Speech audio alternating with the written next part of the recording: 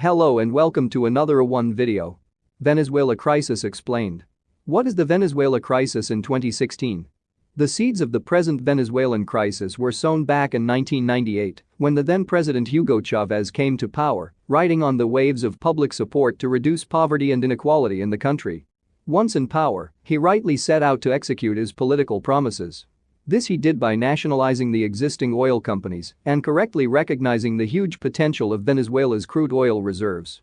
The country's state-run oil firm Petróleos de Venezuela (SA) was tasked with exporting crude oil across the world so as to increase the government's financial capacity to fund its socialistic agenda. All was going as planned. The poverty levels dropped sharply from 50% in 1998 to 30% in 2012. However, dark clouds started gathering on the bright Venezuelan sky when the international oil market began reeling under the effects of a drastic reduction in crude oil prices, which reduced from around $100 per BBL in 2014 to around $30 per BBL in the wake of an oil glut. This resulted in a loss of revenue for the Venezuelan government, which resorted to borrowing freshly minted bolivars from the central bank. The borrowing trend continued as there was no hope of a turnaround in the oil prices anytime soon. The increased supply of money in the economy gradually and consistently led inflation to shoot through the roof and also led to a drastic reduction in the value of the currency bolivar, which further crippled the Venezuelans. The prices of essential commodities like food, milk, medicines, toilet papers, etc. rose drastically, which made them largely unaffordable to the common public. The present Maduro government resorted to capping the prices of essential commodities. This met strong opposition from the manufacturing and production centers, which shut down supplies on account of suffering excessive losses in their businesses. The government, as last resort, went for rationing of goods, which, however, led to increasing in-state corruption and black marketing of goods, thereby defeating the entire purpose. All these problems have converged to give rise to the current Venezuelan crisis, sparking huge outrage and protests across Venezuela. The Venezuelan government, instead of focusing on reforming its economic outlook and policies, has continuously blamed the private enterprises for the situation. The Venezuelan GDP shrunk by 18.6% in 2016, as per leaked estimates from Venezuela's central bank. The IMF, International Monetary Fund, has warned that inflation could soar above 700% in 2017 and to as high as 2,000% by 2018. The Venezuelan government needs to urgently deal with this economic crisis by increasing market competition, removing price controls, and reforming the national currency. How did Venezuela turn into a complete fiasco? The Greek economic crisis. I came across an amazing quote, and it goes something like this. If you are rich, you have to be an idiot not to stay rich, and if you are poor, you have to be smart enough to get rich. This is true for a lot of billionaires, but it's equally true for countries. Let's see how this applies to Venezuela. Note: I will be comparing Venezuela with the city of Dubai. So let's begin, shall we? Venezuela is a country in South America that has been blessed with amazing beaches and landscapes. However, it has also been blessed with black gold, i.e. oil. Venezuela has the largest proven oil reserves in the world. So that is a blessing, right? Well, it can be both. When Hugo Chavez was the president of Venezuela, he knew the power of this resource. Since the price of oil remained quite high during his tenure, there really wasn't that much of a problem. Plus his really stupid policy, yes, I call it a stupid policy, of so-called democratization of jobs was a disaster in making. PDVSA's payroll had doubled to more than 115,000 employees, and the debt had risen to $34 billion since 2006. Now, this may lead to the misconception that Venezuela must be increasing the amount of oil production, but they were not. It was more of a political tool that was being used by Chavez to make sure that people see him as someone who had brought jobs without the need for capitalism. This was not just limited to PDVSA, but in other government sectors too. Now, when you employ so many people, you have to pay them salaries. So the government spending tripled. This means that more government workers and more social programs. Social programs are good and can be a great tool to uplift people, but when you do with an agenda to hook the population on free money, good luck building your country. Now, none of this was a problem as long as those sweet petrodolars were paying the bills. Now, as much as you would want to criticize Venezuela, you would not want to reject their oil. No country in their sane mind would. In fact, this is what Nicolas Sarkozy had to say about Chavez. I am glad about Venezuelan elections, with their strong turnout that shows, once again, the vitality of democracy in Venezuela. Add to this the stupid policy of Chavez that everything should be nationalized including small shops, and you are creating a lethal cocktail of an economy that is fully dependent on one resource. By 2012 Brent barrels were 95% of Venezuela's export. Now to keep people happy and content PDVSA had higher costs than any other company due to staff increases. Now, this is all good as long as the oil price is high enough to cover up the production cost. Now Chavez died in 2013 and to his credit, he created a sort of cult following. He had cut poverty in half. Before him, the poverty rate was 60%. By the time of his death, the poverty rate had been reduced to 30%. And then comes this man Sheikh Mohammed bin Rashid Al Maktoum, and well, the less said about him the better. So now he inherited a country where everything was nationalized. To whom do you tax? There are no private companies to be taxed. Well, you can tax the government employees. And as you would expect from a man like Maduro who has no knowledge of economics, he decided to print more money. Need I say more? Now this led to sky-high inflation rates. To the point that it had the highest inflation rate of any country in 2016. Add when you want to blame someone for your own failures? Well, you blame those evil capitalist Western countries who are trying to destroy Venezuela. And well, the reason why you see things like TP toilet paper being sold on black market is simple. The official exchange rate of Bolivar is $1 equals 10 Bolivar.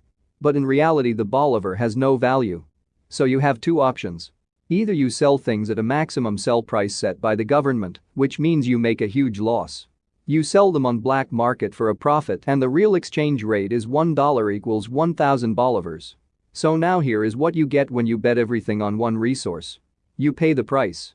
The situation is so bad that Venezuelans are better off buying oil from somewhere else than extract their own oil, as it is too expensive to extract oil in Venezuela. So Venezuela is an example of an idiot rich man gone broke. They failed to promote private companies and investors. They were hooked on petrodollars, and due to this they never really thought of diversifying their economy. On the contrary, let's have a look at Dubai. Now have a look at this ambitious man. I personally respect him for his vision. His Highness Sheikh Mohammed bin Rashid Al Maktoum is a smart man. From the beginning he and his father knew the importance of diversifying the economy. This is something his father said when Dubai struck oil in the 60s and 70s. So what did they do right? Well, first they got rich by selling that oil. This meant that they made a huge amount of money by selling that oil. Next, they were idiots enough not to stay rich and started investing that money. They invested heavily in the construction sector, which created thousands of jobs. Since all these marvelous buildings were being built, people would come and see them. This creates tourism, and this in turn generates thousands of jobs. Next, they created free zones where companies could establish themselves and trade freely. This created more jobs. Dubai invested heavily in the IT sector and financial and business sectors. This in turn created more jobs. And the result of all this? Natural gas and oil accounts for less than 5% of the GDP of Dubai. So I think this where my quote stands true. When will hyperinflation stop in Venezuela? Hyperinflation in Venezuela will stop when the government of Venezuela stops hyperinflating the currency. Inflation is always a government program of money printing and credit expansion. This may require a total collapse of the present government, a coup, or somehow the Maduro regime coming to its senses. I doubt that they will be ousted democratically at this point. They were already engaging in election tampering and fraud. It is unlikely that they will allow honest elections that may put them out of power. So unless they voluntarily change their course of action, or there is a violent overthrow of the government, an end to hyperinflation isn't going to happen. Even if Maduro and his cronies are ousted, politics is downstream from culture. The same electors that put Chavez into power in the first place will likely think that their own people can run socialism better, so will continue with the same kinds of policies. It doesn't look good. Venezuela Immigrante in Colombia.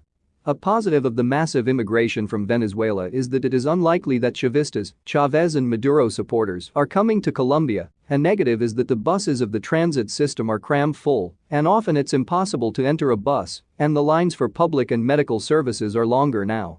In other words, the country wasn't prepared for this onslaught of immigrants and really doesn't have the resources to remedy this problem anytime soon. It would be a wonderful solution if all of Colombia's leftist Marxists would decide to leave the country for Venezuela, lol, but that remains wishful thinking.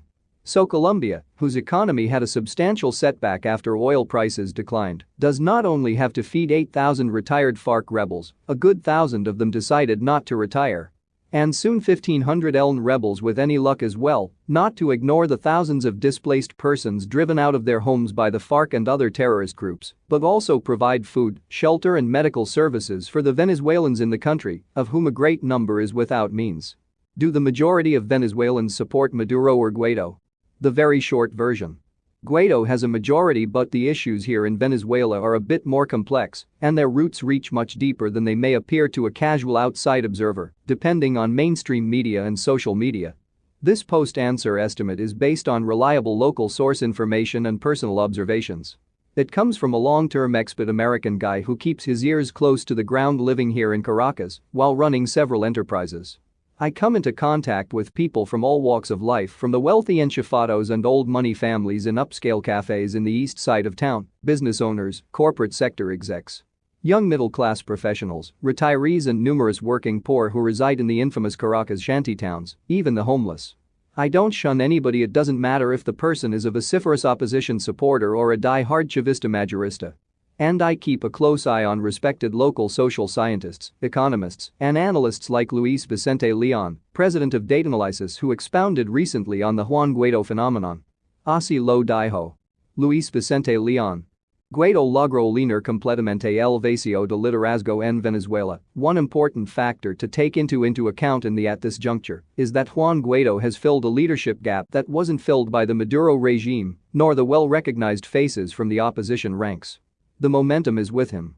We should not fall into the trap of viewing the Venezuela situation for leader popularity in this instance in terms of black and white. Instead, let's think of a spectrum ranging from jet black to brightest white and with many shades of gray in between. Thank you for watching. Please don't forget to like, share, subscribe the video.